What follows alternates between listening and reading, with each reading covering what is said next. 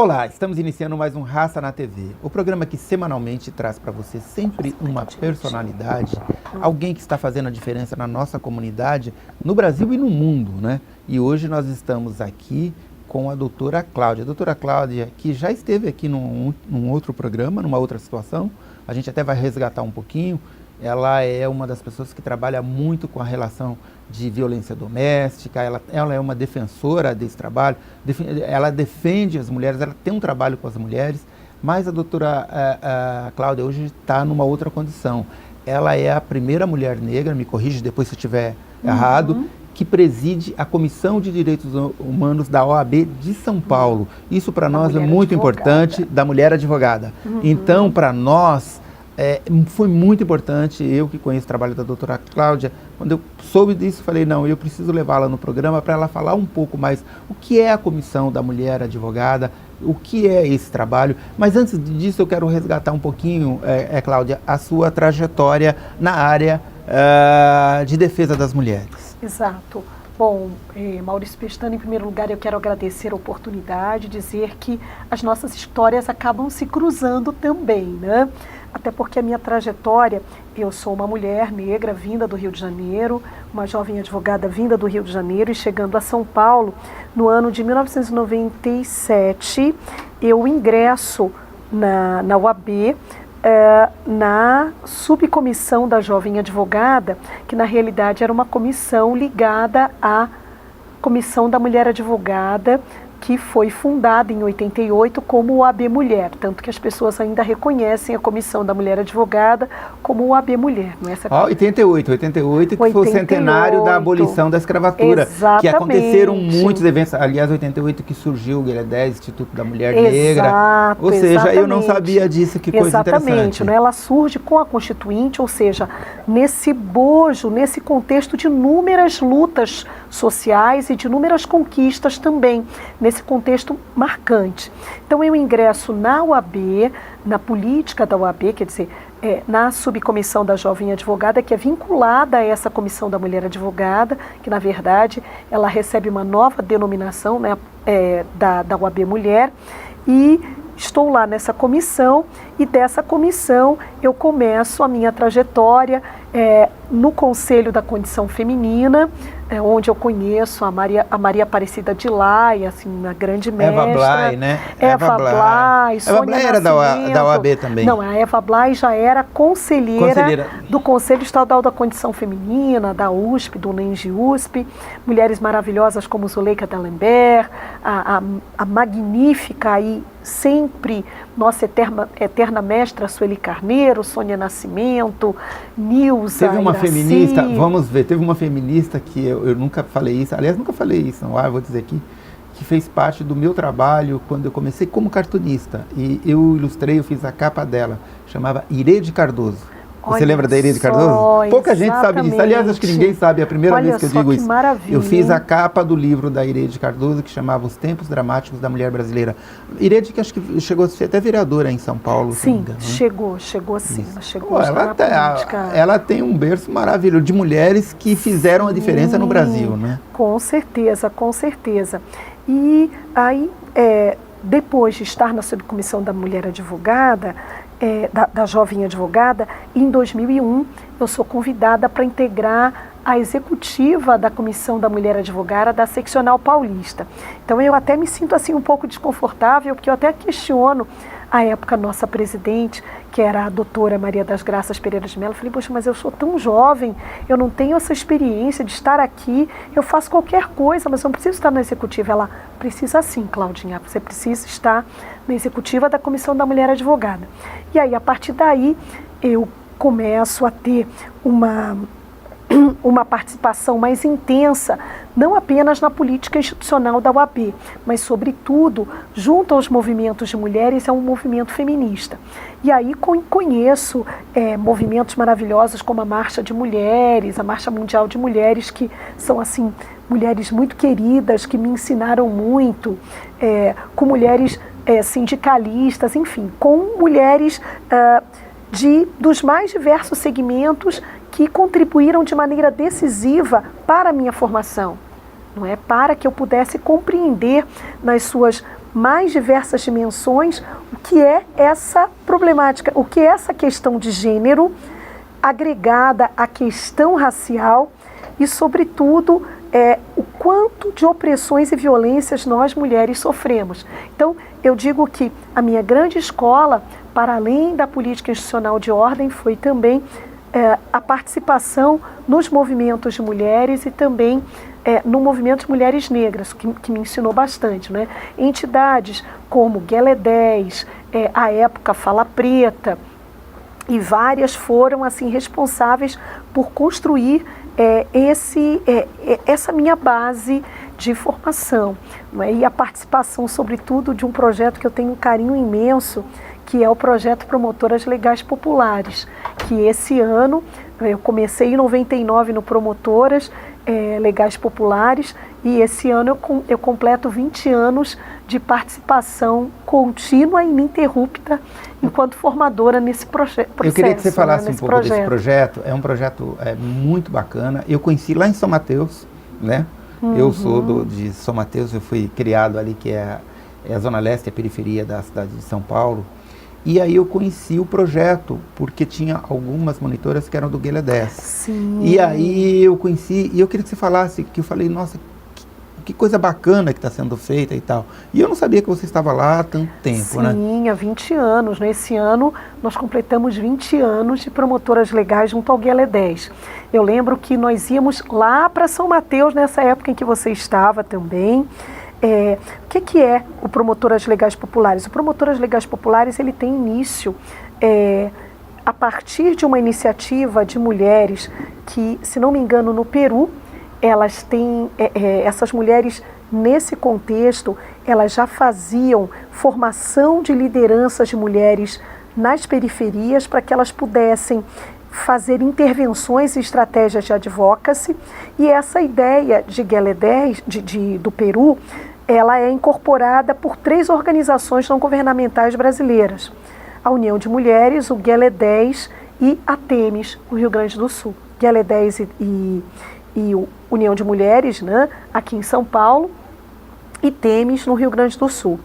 E quando vem aqui para São Paulo, né, especificamente Promotoras Legais Populares capitaneado por Guelé 10, ele tem uma característica diferente, porque ela traz na sua essência de formação trabalhar as questões de gênero, mas, sobretudo, com componente e com recorte racial. Ou seja, Guelé 10 sai daqui do centro, vai até as periferias, até ao encontro dessas mulheres e faz essa formação lá. Então são mulheres que, nas suas maiorias, já são mulheres reconhecidas nas suas bases. E o que acontece? Naquela época a realidade era o seguinte: nós tínhamos um percentual de 90% das mulheres em situação de violência, em situação de vulnerabilidades e de violência também, em especial violência doméstica intrafamiliar. Então, não raro nós tínhamos contato com mulheres que iam para aquelas aulas ainda com lesões decorrentes das violências que sofriam dentro de casa. E o mais importante desse projeto é o aporte que o conhecimento traz à vida daquelas mulheres, o conhecimento que empodera e, sobretudo, transforma as suas vidas e as vidas das pessoas do seu entorno. Então, o curioso desse projeto de Promotoras Legais Populares, eu posso falar mais proximamente do Guelé 10, que eu tenho acompanhado durante todo esse tempo, é que as mulheres, elas têm um acompanhamento contínuo. Nós temos contato ainda com mulheres que fizeram o curso em 99 e que a gente acompanha até hoje, que tem esse acompanhamento até hoje, porque elas se tornam coordenadoras das turmas seguintes, e então há sempre uma reciclagem constante, uma participação. Então, aquelas mulheres que lá há 20 anos estavam numa situação de violência, de vulnerabilidade, hoje são minhas colegas. Existem mulheres que são advogadas, que atuamos, existem assistentes sociais, existem mulheres que estão em conselhos comunitários. Então, o que a gente observa? A força que a educação tem para que haja uma mudança paradigmática na vida das mulheres e na vida das pessoas que estão em seu entorno. E quando, numa perspectiva bem de acordo com o que Angela Davis diz, quando você movimenta a base da sociedade, né? Você transforma também, porque as mulheres negras, elas são a base da sociedade. Quando você movimenta a base da sociedade, toda uma estrutura se transforma.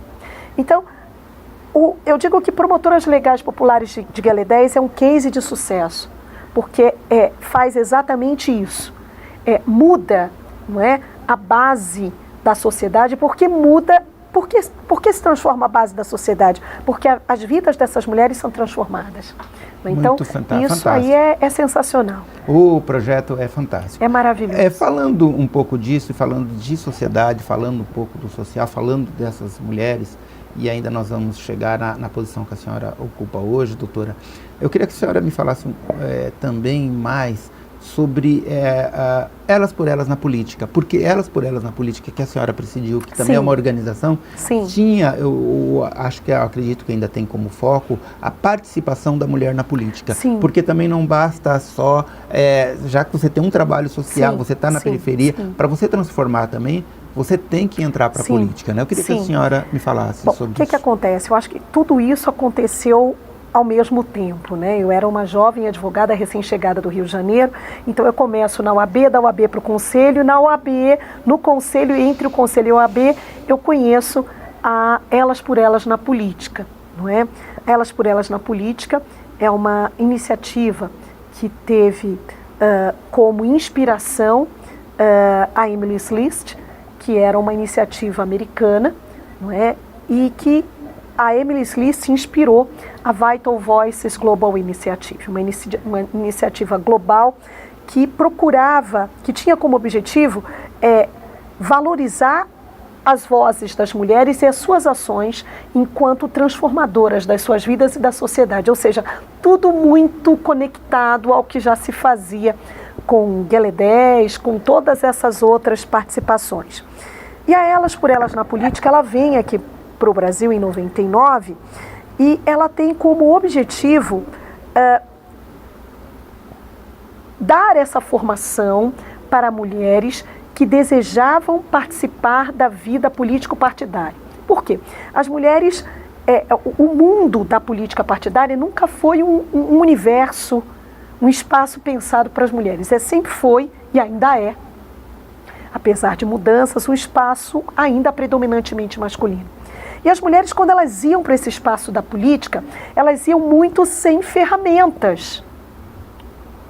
Ou iam porque tinham um homem, ou era o pai, ou era o marido, ou as que não tinham esse alicerce, elas iam também, mas sem nenhuma ferramenta para permanecer nesse espaço. Um bom exemplo disso, do que a doutora está falando, não interrompendo, mas lembrando, que a senhora falou uma coisa que me fez lembrar uma entrevista que eu fiz com a doutora Teodosina, Teodosina Ribeira foi a primeira deputada estadual aqui em São Paulo a ocupar a Assembleia Legislativa, isso no início dos anos 70, final dos anos 60, começo dos anos 70, e ela me falou que como que ela entrou para a política. O Adalberto Camargo, que era deputado federal, foi falar com o marido dela, pedir para o marido dela que gostaria, e ela era professora, né? Que ela aceitar. Aí ela conversou com o marido e entrou para a política. Ou seja, ilustra bem isso que você está dizendo. Né? Exatamente, né? Então, o que acontece?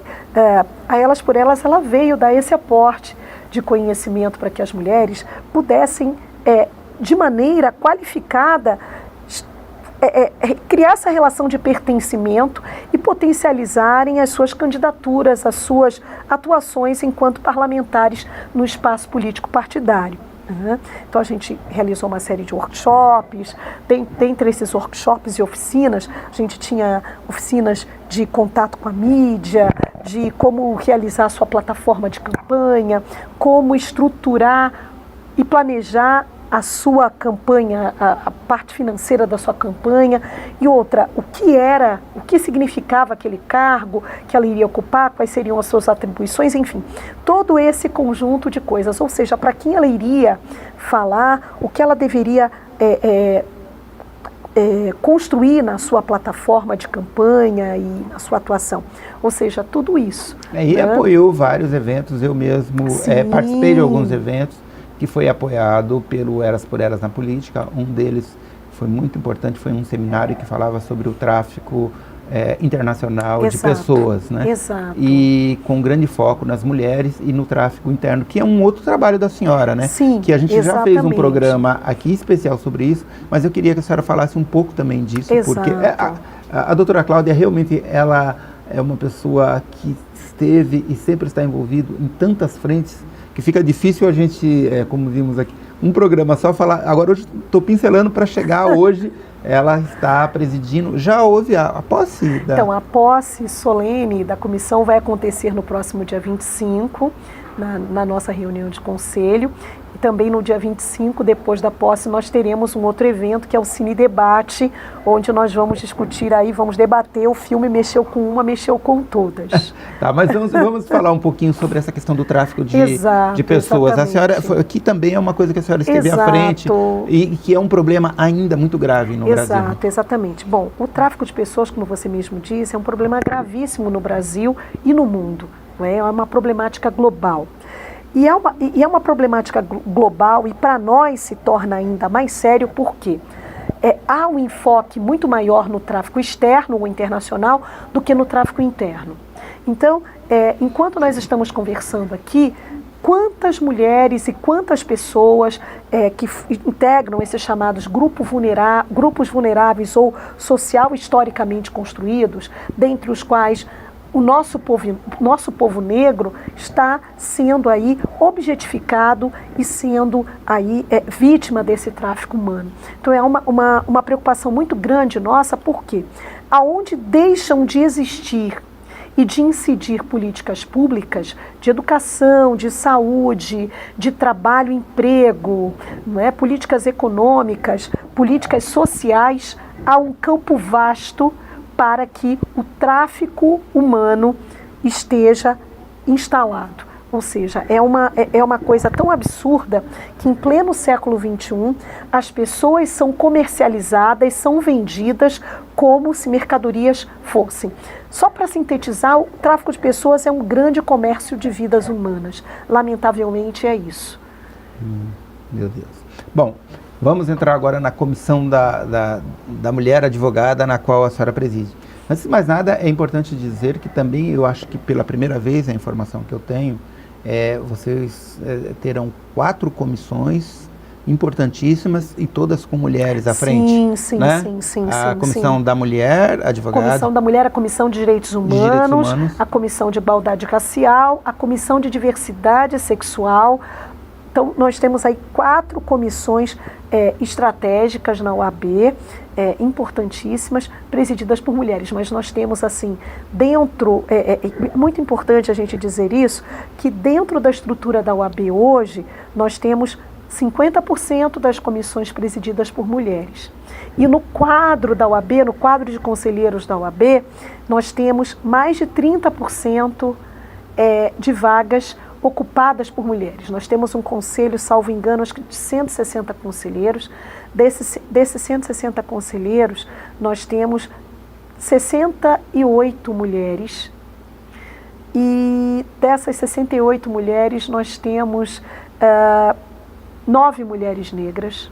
É isso que eu ia falar, dessas 4 comissões, parece que 2 são negras, sim, seria a senhora na verdade, nós temos mais ainda presididas por mulheres negras. Nós temos a Comissão de Política Criminal e Carcerária, presidida pela doutora Priscila Pâmela, que é negra também, a Igualdade Racial, a Maria Silvia Oliveira, que também presidiu o Guelé 10, é uma mulher negra, e eu, a Cláudia Luna, presidindo a Comissão da Mulher Advogada. A Comissão da Mulher Advogada. Isso. O número de mulheres advogadas hoje já supera o número de homens em termos de formação? Então, ainda temos aí se nós formos buscar no conjunto, já supera. Na nossa subseção, parece-me que ainda é um pouco menor, mas já está bem aproximado. Então, mas hoje nós estamos experimentando, não só na advocacia, mas nas carreiras jurídicas de uma forma geral, o fenômeno da feminização das mulheres nas carreiras jurídicas. E isso é um dado relevante, né? Porque quando você tem mulheres nesse espaço, a maneira de pensar as carreiras jurídicas, que predominantemente sempre foram ocupadas por homens, e tem ainda, sendo que o direito é uma ciência ainda conservadora e o sistema de justiça ainda é um sistema machista, é um sistema ainda branco, conservador. Quando você tem esse sistema ocupado por mulheres, há uma mudança. E quando você tem esse sistema ocupado por mulheres e negras, há uma mudança também paradigmática. É importante que a gente diga que ainda somos poucas mulheres e negras nesse sistema de justiça, mas é importante a gente destacar aqui um dado relevante. Pela primeira vez, o Tribunal de Justiça de São Paulo, utilizando o sistema de cotas, teve aprovada em primeiro lugar na magistratura paulista uma mulher negra, uma juíza negra. E, se não me engano, acho que 13 foram os aprovados e aprovadas no concurso para a magistratura, ou seja, no concurso para juiz. Então, há uma mudança quando nós temos essas pessoas negras, mulheres e homens, integrando esse sistema de justiça, não é? Principalmente numa estrutura de poder onde antes a nossa ocupação enquanto mulheres e homens negras e negros era inimaginável. Exatamente, isso muito rápido. O que deve também proporcionar mudanças em outras estruturas da sociedade. Porque, sem dúvida. Por exemplo, a senhora falando agora, e um pouco do que nós falamos sobre essa questão da presença das mulheres na política, é importante lembrar que o Congresso Nacional é quase todo formado por pessoas que vêm da área jurídica, né? Aliás, Sim. Você tem um percentual de advogados dentro do Congresso gigantesco. Exato, exatamente. Então sempre houve essa vocação, né, da advocacia junto à política. Mas a gente também precisa fazer uma ponderação que, para além disso, existem, não é, tanto pessoas progressistas como pessoas conservadoras. E quando nós pensamos nisso, a gente precisa fazer uma análise desse contexto e também pensarmos daqui do nosso espaço enquanto instituição, o quanto nós desejamos mudar este quadro. E quando a UAB, nessa nova gestão, ela pensa em trazer uma UAB mais diversa, ela também, até o próprio nome da chapa era Coragem e Inovação.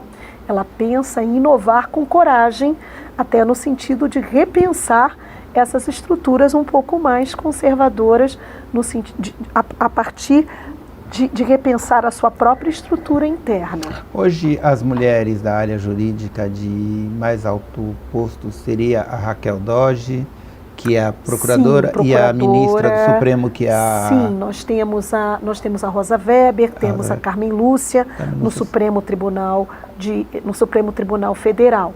Nós temos no Tribunal Superior do Trabalho, nós temos algumas ministras também, dentre elas a gente cita a ministra Adelaide.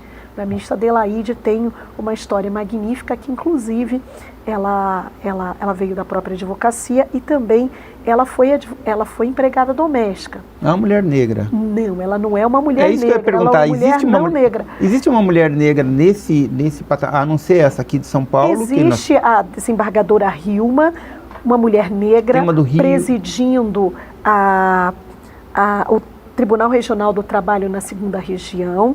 Existe uma outra desembargadora no Rio, se não me engano, na estrutura do Tribunal Regional do Trabalho, o Tribunal de Justiça, não me lembro muito bem, acho que é a desembargadora Ivone Caetano, isso é uma mulher negra. E isso para nós é importante, não é?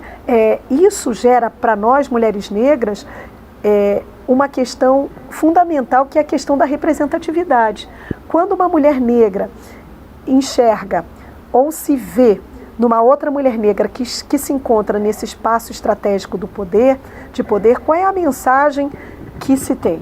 Se ela consegue, eu que estou aqui também me inspirando naquela referência, sou capaz também de chegar àquele lugar. Então isso é importantíssimo, porque até então nós não tínhamos, não era muito frequente nós termos mulheres negras ocupando esses espaços de poder. Doutora Cláudia, hoje a senhora vai preside já, né, mas vai tomar posse agora da Comissão da Mulher Advogada. Qual o principal desafio, rapidamente, que a senhora acha que pode ter e que vai ter? E qual é o principal...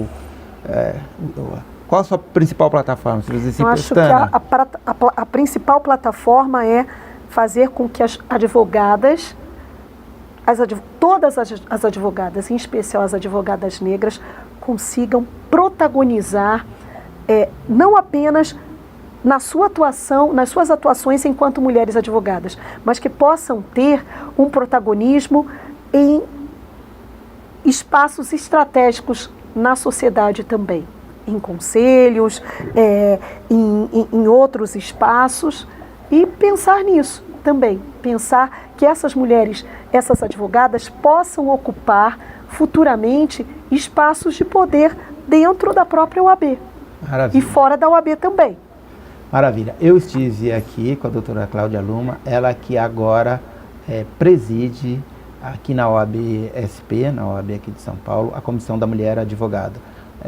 Eu vou querer que a senhora volte aqui. Obrigada. Né, aí já como empossada, sim, né, devidamente empossada, para falar sim. um pouco de outros trabalhos e muitos trabalhos. E a gente já esteve conversando aqui nos bastidores de um trabalho que a gente pode fazer juntos aí com a Revista Raça, que depois vocês vão ficar sabendo. Com certeza. Estaremos juntas, eu e doutora Miriam Ravanelli, trazendo aí, unindo essa força de São Paulo, toda a capital e interior. Doutora Miriam é uma grandiosa advogada, uma valorosa advogada de Franca, então a gente vai trazer aí uma grande força, assim esperamos, para as mulheres advogadas da Seccional de São Paulo. Eu quero agradecer e lembrando que a Revista Raça desse mês já se encontra nas bancas, né? Vocês podem encontrar, e se não encontrar, entre no site e faça a assinatura, que em poucos minutos vocês vão ter lá no seu tablet, celular ou até mesmo no computador essa edição, tá bom? Um grande abraço e até a semana que vem. O Raça na TV fica por aqui. Grande abraço.